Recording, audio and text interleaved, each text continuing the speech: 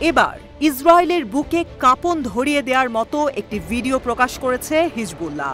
শুক্রবার দীর্ঘ এক ভূগর্ভস্থ টানেল নেটওয়ার্ক এবং সেখানে বিশাল এক আন্ডারগ্রাউন্ড ক্ষেপণাস্ত্র লঞ্চপ্যাড সুবিধাসহ একটি বিশাল মিসাইল কমপ্লেক্স উন্মোচন করেছে তারা। হিজবুল্লাহ এটির নাম দিয়েছে ইমাদ-4।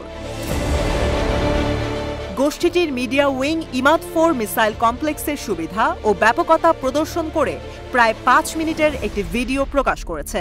ভিডিওতে হিজবুল্লাহ সদস্যদের মোটরসাইকেল চালিয়ে টানেল নিয়ে যেতে দেখা গেছে।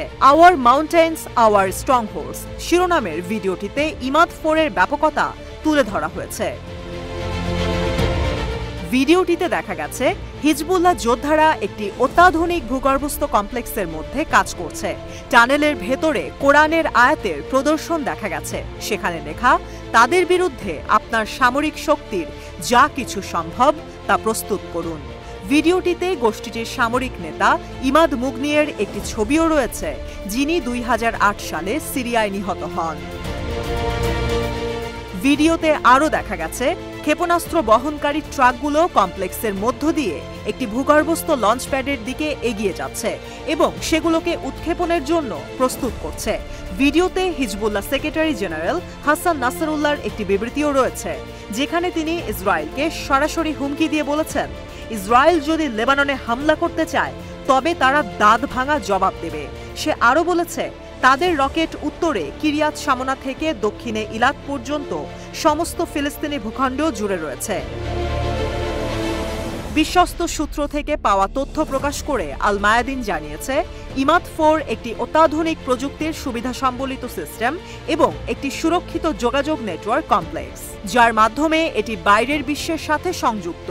এটি কয়েক মিনিটের মধ্যে ক্ষেপণাস্ত্র লঞ্চের আদেশ পেতে সক্ষম। এই নেটওয়ার্কের যোগাযোগ ব্যবস্থা অত্যন্ত উচ্চতর এবং অতিরিক্ত নিরাপত্তার জন্য এনক্রিপ্ট করা।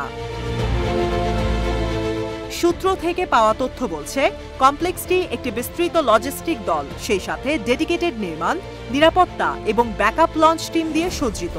এই দলের সদস্যরা অপারেশন শুরু করার জন্য পূর্ব নির্ধারিত কোঅর্ডিনেটের ওপর ভিত্তি করে কাজ করে। সেই সাথে কমপ্লেক্সটিতে রয়েছে একটি ফিল্ড হাসপাতাল।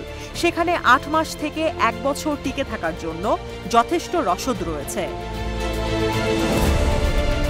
আল মায়াদিনের সূত্র আরও জানিয়েছে, প্রতিরোধ গোষ্ঠীটি এই বৃহত্তর ও জটিল কমপ্লেক্সটি তৈরি করেছে আরও ভারী রকেট, মিসাইল সহ বড় ও ভারী অস্ত্র গোলাবারুদ মজুদ সংরক্ষণ করতে, সেই সাথে দ্রুততম সময়ে যুদ্ধে সেগুলোর ব্যবহার নিশ্চিত করতে।